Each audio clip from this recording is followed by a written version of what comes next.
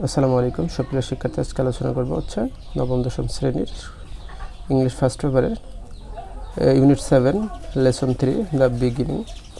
তো look at the picture, এই look at the পিকচারের দিকে তাকাও and discuss the following question. এই যে ফলোয়িং কোশ্চেনের দিকে তাকাইতে মানে আলোচনা করতে বলছে নিচের। লুক এট দ্য পিকচার, এই পিকচারের দিকে তাকা। লুক এট এখানে হচ্ছে লুক এট হচ্ছে ভার্ব, আর ডিসকাস এখানে ভার্ব। তো দুইটা ভার্ব এখানে। দ্য ফলোয়িং কোশ্চেন, নিচের প্রশ্নের দিকে তাকাইতে বলছে এবং ছবিটির দিকে তাকাইতে বলছে এবং নিচের প্রশ্নগুলো আলোচনা করতে বলছে। Who is there in the picture, এই যে who is there in the picture, এই ছবিতে কে? Who is there in the picture, এই যে এই ছবির মধ্যে কে? হোয়াই শি ইজ ফেমাস, কেন সে বিখ্যাত, এখন আমরা প্যাসেজটা যদি পড়ি, read the text and choose the best answer. এই প্যাসেজ পড়ার পরে প্রশ্নগুলো উত্তর খুঁজে পাবো। It was late summer 26 August 1910। আচ্ছা, এইখানে ভার্ব হচ্ছে ইট আর সাবজেক্ট হচ্ছে ওয়াজ। এটা সাবজেক্ট ভার্বের V2, am is are present, was হচ্ছে পাস্ট ইনডিফিনিট। ইট ওয়াজ ইহা ছিল, লেট সামার মানে সামারের শেষের দিকে, লেট সামার ছিল 26 অগস্ট 1910, 1910 সালে 26 অগস্ট, এটা সামারের শেষের দিকে। A little girl was born to a rich Catholic merchant family of Albanian descent in a small town called Skopje, Macedonia. তাহলে এখানে আমরা দেখতে পাচ্ছি যে এ লিটল গার্ল হচ্ছে সাবজেক্ট, ওয়াজ বর্ন জন্মগ্রহণ করেছিল, একটা ছোট মেয়ে জন্মগ্রহণ করেছিল, to a rich Catholic merchant, একটা ধনী ক্যাথলিক।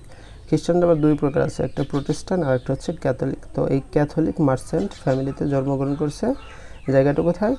আলবানিয়ান ডিসেন্ট, আলবানিয়ান উপত্যকায়, in a small town call Skopje.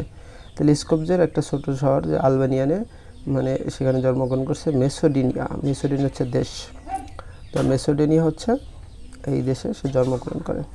She was the youngest of 3 siblings and was named youngest গঞ্জা বোঝাজু।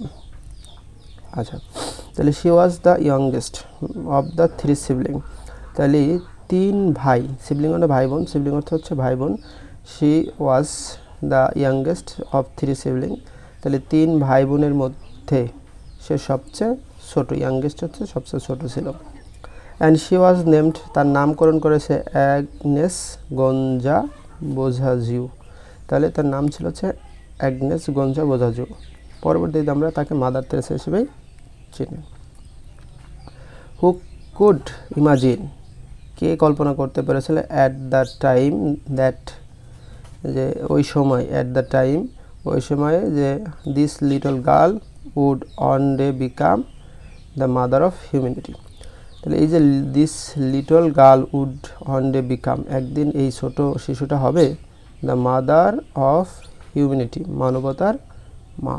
তাহলে দ্য মাদার অফ হিউম্যানিটি, মানবতার মা হবে, কে জানতো? লাভিং এবং ভালোবাসাপূর্ণ, এবং serving the poorest of the poor, এবং দরিদ্র যারা অসহায় যারা তাদেরকে সাহায্য করবে, কে জানতো? ইয়েস উই আর টকিং, আমরা কথা বলতেছি, about none other than Mother Teresa, আমরা মাদার তেরেসা ছাড়া আর কারো বিষয়ে কথা বলতেছি না। তাহলে উই আর টকিং, আমরা কথা বলতেছি, about none other than Mother Teresa ব্যতীত আর কারো বিষয়ে কথা বলতেছি না।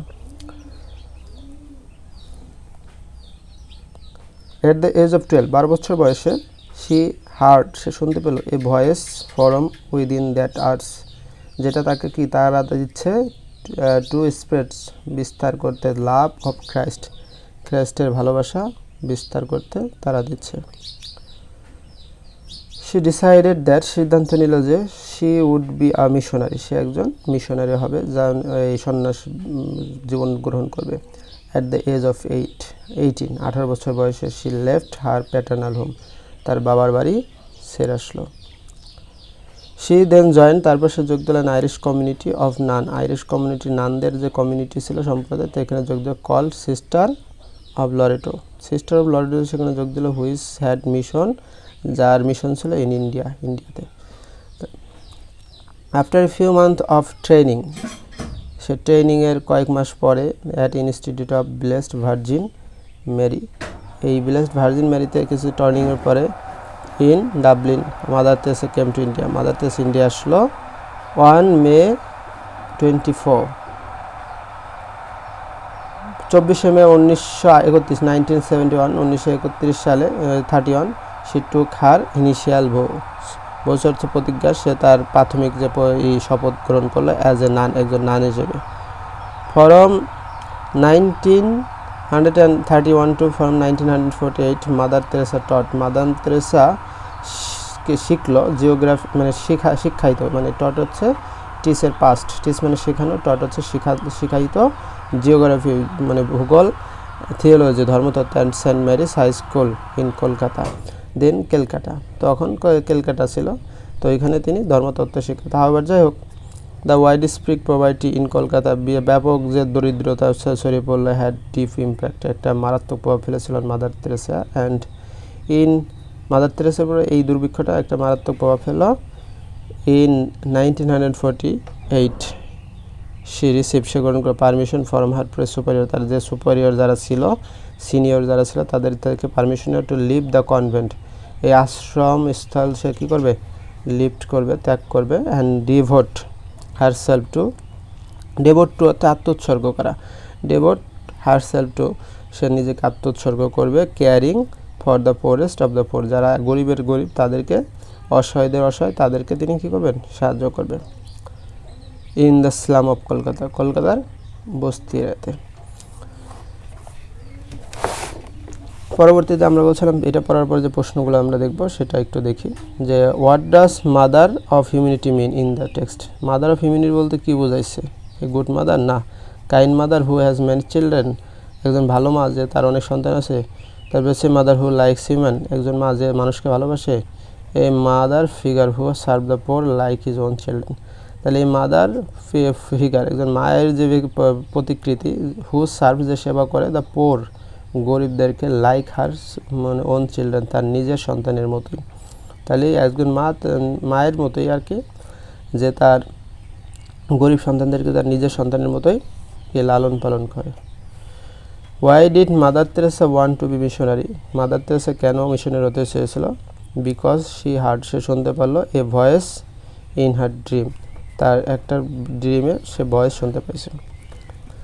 Mother Teresa set out, Mother Teresa যাত্রা করলো to join the missionary the sister of Loreto, কবে শুরু করছিল, মিস্টার অফ লরেটোতে যে যাত্রা শুরু করছিল,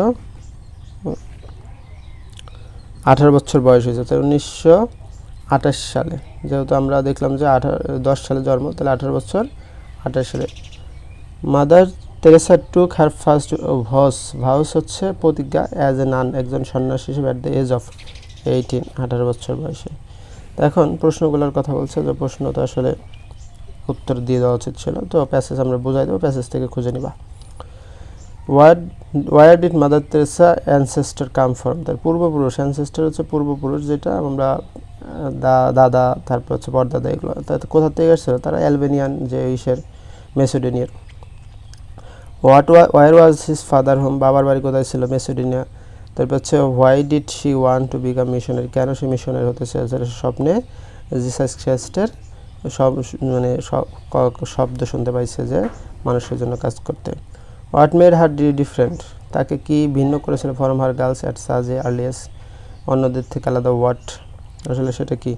what an expression are used in the text describe difference, তাহলে সে অন্যান্য মেয়েদের থেকে আলাদা হয়েছিল ছোটোবেলায়, সে হলো ওই জিসাস খ্রিস্টের যখন বাণী শুনল তখন সে এই মানুষের জন্য কাজ করার জন্য সে হলো আর কি, ডেভোটেড হলো। পরে সে হোয়াট মাদার তেরেসা বলছে যে what did Mother Teresa do, Mother Teresa কী করতো in her first 17 years in India, প্রথম 17 বছর ইন্ডিয়াতে কী করছে, হয় হু ডিড মানে 17 বছর সে ইন্ডিয়াতে জিওগ্রাফি শিখাইছে, আর হচ্ছে ধর্মতত্ত্ব থিওলজি শিখেছে। Who did she work for, মানে এখানে হু ডিড ওয়ার্ক ফর, সে কাদের জন্য কাজ করতো, হাউ কীভাবে, সে গরিব এবং অসহায়দের জন্য কাজ করতো এবং এর জন্য সাহায্য বিভিন্ন কিছুর মাধ্যমে সে কাজগুলো থাকতো। তো ঠিক আছে, ধন্যবাদ সবাইকে।